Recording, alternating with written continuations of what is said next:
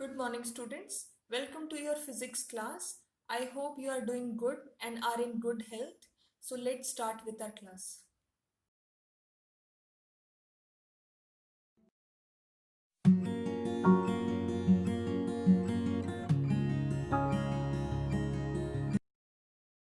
Students, in our previous class, we had studied first law of motion, its statement, its real life examples, right?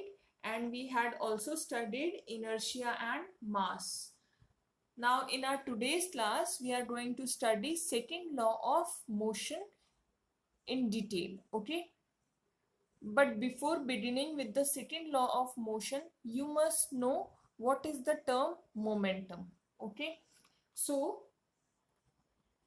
for studying the momentum, consider few examples, real-time examples.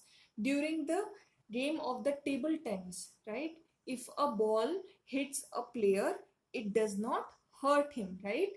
And on the other hand, when a fast-moving cricket ball hits a spectator, okay? If the fast-moving cricket ball hits the spectator, it may hurt him, right? Take another example. A truck at a rest does not require any attention, isn't it? When parked along a side road. But when a moving truck, even at a very low speed, right, may kill a person standing in its path, isn't it? From this, what have you analyzed? So, can we conclude that the impact produced by the objects depend on what? Mass and velocity, right? So, impact on objects will depend on what? It will be, it will depend on what? Mass and velocity, isn't it? If the mass will be higher or mass will be greater, the impact will also be greater.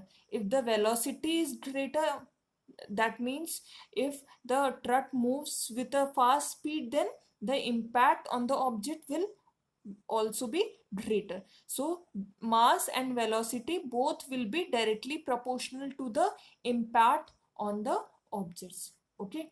So this impact is represented by the term momentum. It is a physical quantity that shows or that represents that impact on that object, okay? This momentum is represented by small p.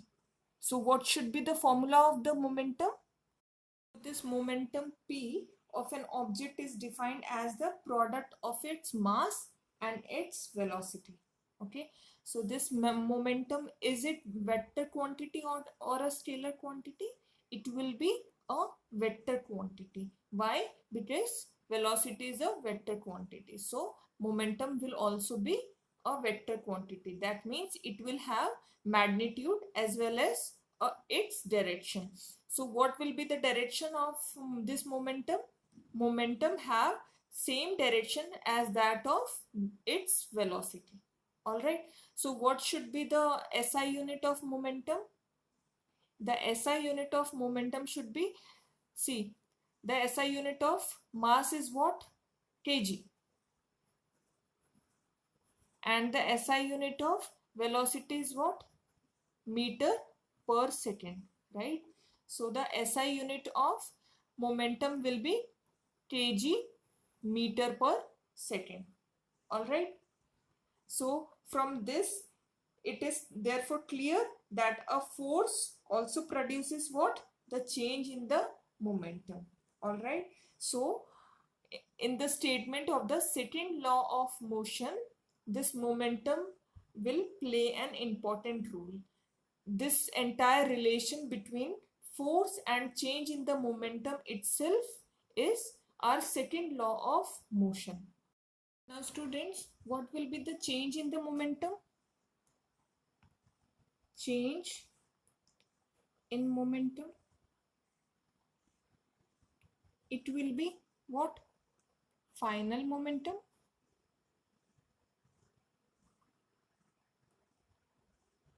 minus initial momentum, isn't it? Consider final momentum as P2, small p2, and initial momentum as P1. That means when the force will be applied, the object changes its momentum from P1 to P2. So what will be the change in the momentum? It will be final momentum minus initial momentum. So change in momentum will be final momentum minus initial momentum. Okay. Now, what will be the rate in change of momentum? It will be what? Rate of change of momentum. When this rate comes, when this word rate comes, what happens? It means per unit time, isn't it? Means any quantity before which this rate has come, we divide that quantity with the time. So rate of change of momentum. So what is the change of momentum? P2 minus P1, isn't it? This was the change in the momentum. So what will be the rate of change of momentum? It will be divided by T. All right. So this will be rate of change of momentum. Rate means per unit time. Okay. Students, just now we have read the formula of momentum. What is momentum? It is product of mass and velocity, right? Momentum is product of mass and velocity. Okay. So for final momentum P2, what will we consider? We will consider final velocity, isn't it? So it will be this final velocity. For initial momentum, we will consider what? Initial velocity. Okay. So while writing the formula of initial momentum, what should I write? I should write P1, and here I should write in the velocity, I should mention the initial velocity, isn't it? And while writing the formula of final momentum, I should write final velocity. Okay. So initial momentum is the product of mass and initial velocity, and final momentum is the product of mass and final velocity. All right. So now can I write this formula in terms of its form value? Like change in momentum was what? P2 minus P1. Instead of P2, shall I write its value? That would be mv, and instead of P1 I will be writing mu. Okay. So in place of P2 I'll write mv. Okay. And minus, in place of P1 I'll write the value of initial momentum, that is mu. Okay. From here I can take the mass common, right? So what this value will be? This will be the change in momentum. So change in momentum will be what? Change in momentum will be m v minus u. Okay. So what will be the rate of change of momentum? It will be what? This value. And since this rate is an extra word, right? So I'll put with respect to time. So rate of change of momentum will be this quantity. All right. So now, so second law of motion says that the applied force will be directly proportional to this quantity. All right. That means rate of change of momentum. All right, and this is the statement of second law of motion. The second law of motion states that the rate of change of momentum of an object is directly proportional to the applied unbalanced force. This will always be what? This will be applied unbalanced force. All right, and this rate of change of momentum should always be in the same direction as that of force only. Okay, so the second law of motion states that the rate of change of momentum of an object is proportional to the applied unbalanced force in the direction of the force. All right, so let's write its statement. It says statement second law of motion. Its statement says, it states that the rate of change of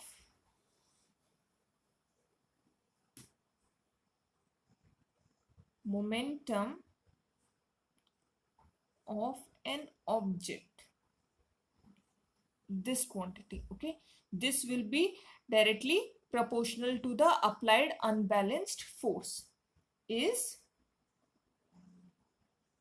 proportional to the applied unbalanced force, and we also have to mention the direction of this rate of change of momentum. It should be in the direction of force.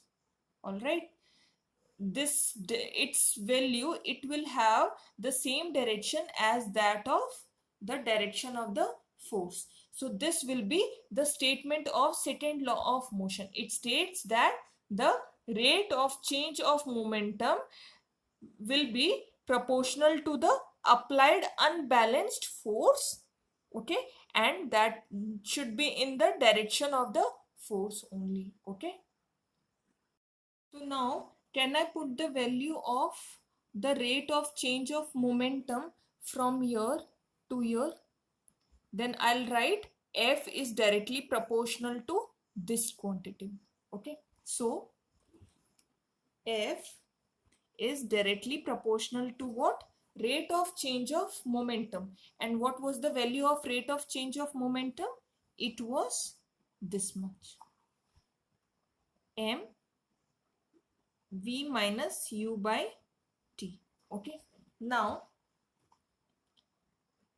can I remove the sign of this proportionality?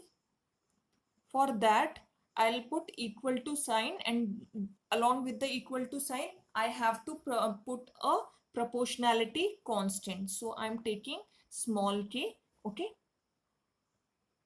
M into V minus U by T, okay, like this.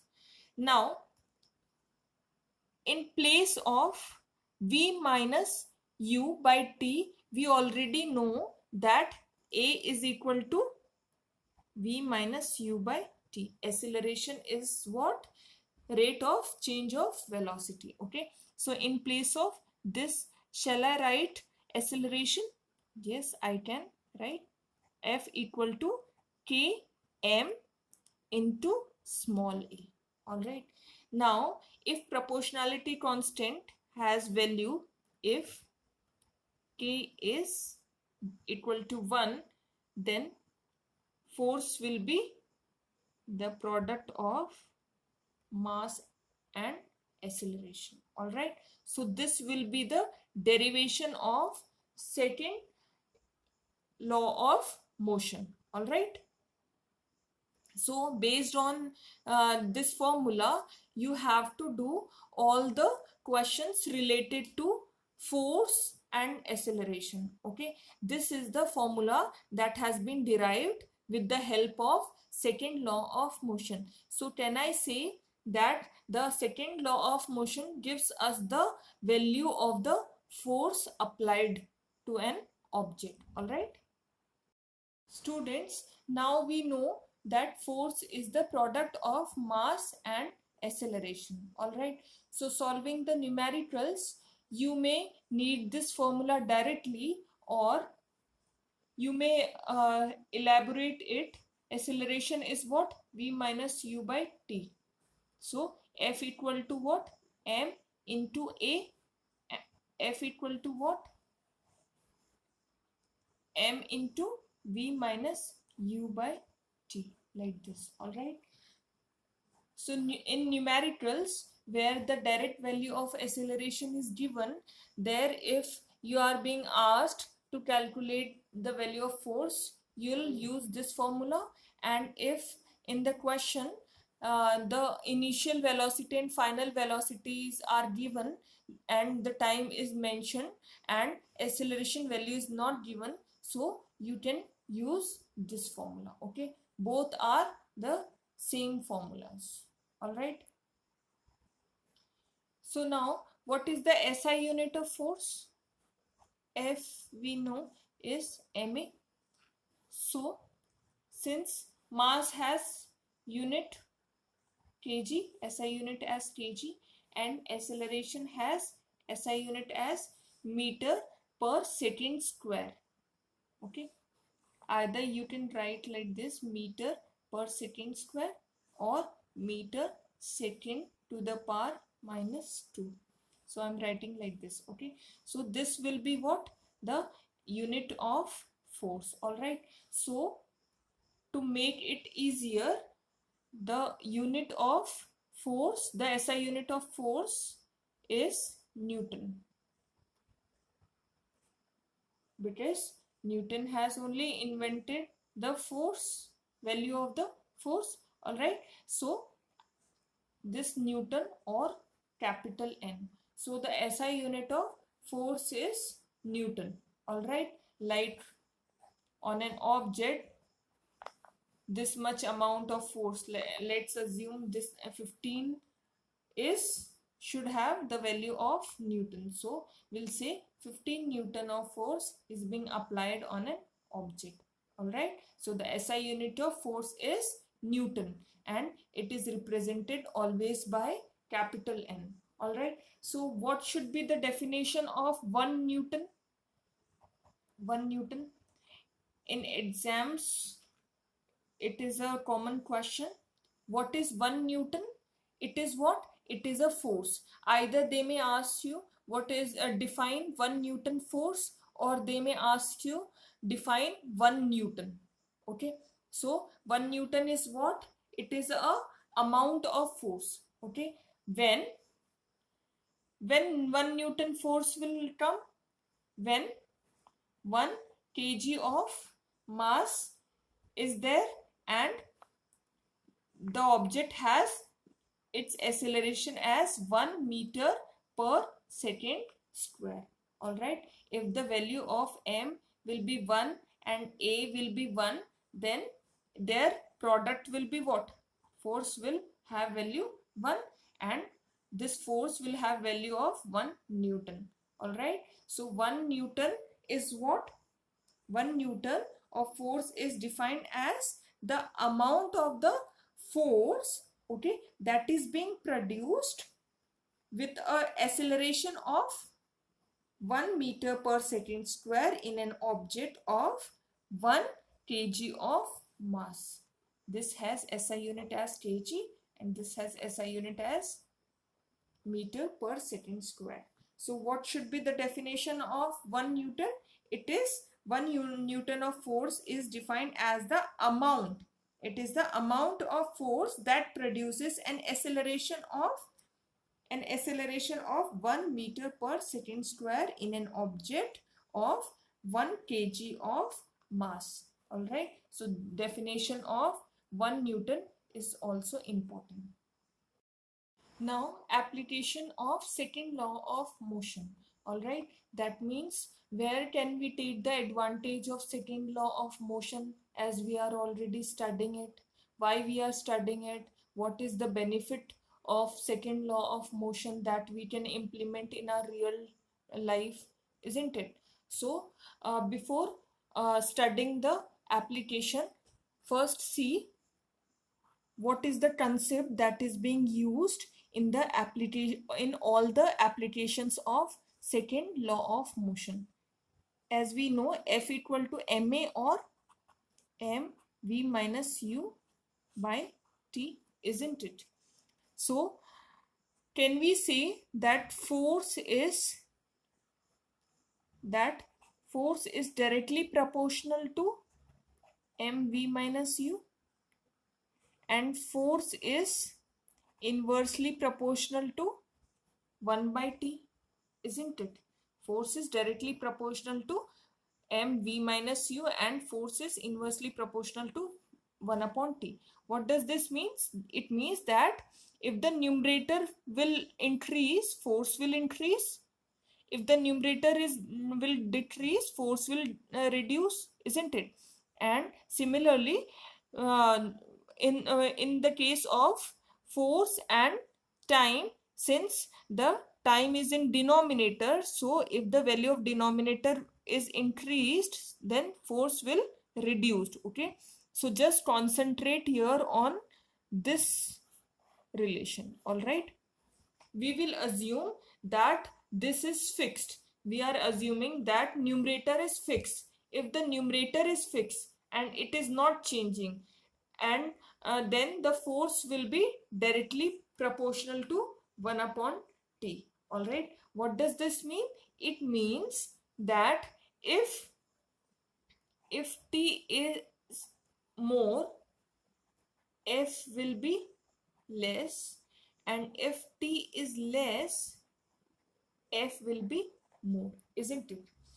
That means in any activity, if we reduce the time of that activity, then the force that is being applied or experienced in that activity, that will increase. Okay, and if we increase the time of that activity, then the force experienced during that activity will be decreased. All right, so we make use of this relation in the implementation of second law of motion in our day-to-day life. All right, so students, this is the picture in your NCERT book on page number 120. All right, you have seen during the cricket match, the fielder, while catching the ball, he pulls his hand backward as much as possible, isn't it? He doesn't directly catches it. Why it happens? Have you ever noticed it practically? So by doing so, the player increases the time t. He is increasing what? Time to catch this ball. Okay, so the time will get increased. What will happen if the time will get increased? We know that if f is inversely proportional, we know that force is inversely proportional to time. Now if the time will increase, then what will happen? Force will be less, so the impact on his hand will be less. Okay, that means the force that will be used by this fielder in order to catch this ball will be less. Okay, so his hand will not get hurt while catching the ball. All right, what would happen if he hadn't pulled his hands backward, and rather if he had directly catched this ball? Then he had got lesser time, so time would be lesser, then what would happen? The force would be very large. So what would happen? A large force will be needed to catch the ball, okay, and that may hurt the palm of the fielder. So in order to keep the palm safe, in order to reduce the force, what the fielder do? He uh, he increases the time. So when the time will get increased, then the force will get reduced, and since the force is less, so the impact on the palm of the fielder would get reduced, and it would be easier to catch the ball, okay. So he does this for the intention to keep his palm safe with less force, all right. So in this way, this fielder makes use of second law of motion, all right. Now the second application is of high jump. In the high jump athletic event, okay, the athletes are made to fall on the either a cushioned like this, either a cushioned bed or a sand bed, okay. This is to increase the time of the athlete's fall to stop after making the jump, isn't it? Then what will happen? Since assume both the condition, okay, here the athlete is made to fall on this cushioned bed, and here if the cushioned bed would be absent, okay, we are first considering the advantage of this, okay. Now here, since the bed is what cushioned, so what will happen when the athlete will come into contact with the first surface of the cushioned bed, what will happen? The athlete will go down, isn't it? And then after that he will come back, isn't it? So while doing this, what we are doing? We are increasing the time to hit the bottom edge, okay. So if the time will get increased, so what will happen? The force experienced by the high jumper or athlete would be what? Less, isn't it? So he would not get hurt much, all right. And if the cushion bed is not would not be present, then what would happen? The time would be less. So what would happen? There would be great impact of the force, and athlete would get hurt. That's why we make use of cushion bed or sand bed, okay. And the similar example is for vehicles also. In vehicles, the springs are being used. Why? Which increases what? The time of the transmission of force from the road, isn't it? From the road to the seat of the vehicle. And because of this, what happens? Because of this, force is less experienced by the person who is riding that vehicle, all right. So the same concept is there in terms of vehicles also, okay. And now the fourth example is of the karate player, okay. Karate player. The karate player breaks a pile of bricks with a single blow, isn't it? And while he does this, what happens? He does this activity quite fast. He does this activity quite fast. That means the time taken by him to do this activity is what? Very less. So what would happen? Force that would be applied on those bricks would be very high. That's why those bricks gets enough force to get break, okay. So here also karate player makes use of second law of motion, all right.